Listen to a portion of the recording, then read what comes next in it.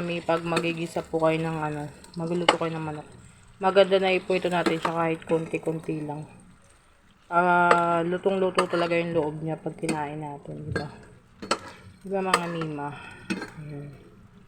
Pweto-pwetuin na muna natin yan mga mi. Ang next ko naman po nilagay sa side ay yung kanyang mga gulay. Ginisa-gisa ko na po. Yan, para ma-fry lang. Nasaute na siya mga mi. Lagay na po natin ang ating curry powder. May curry, yung curry,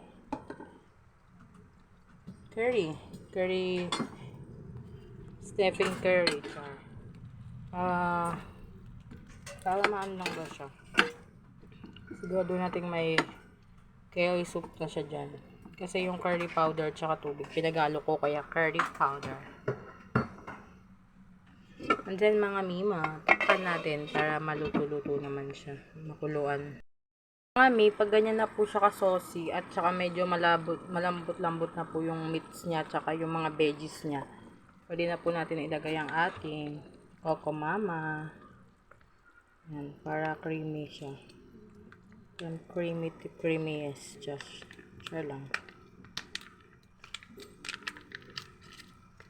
Coco Mama lang mga mi, hindi na fresh gata kasi wala ayaw nila magpiga. Ang hassle kasi mga mi kung ako magpipiga.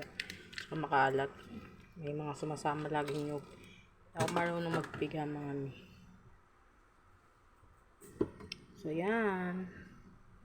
Ayan natin siyang kumulo. Ayan na, nagiging chicken curry na siya.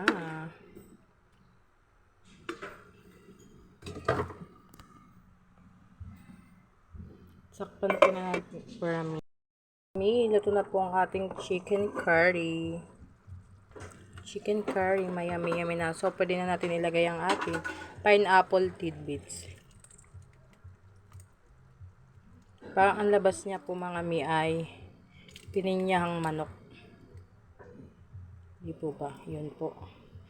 Kaso ayoko sa pinyahang manok kasi ayoko nung gatas ang nilagay. Gusto ko talaga mga mi ay coconut cream.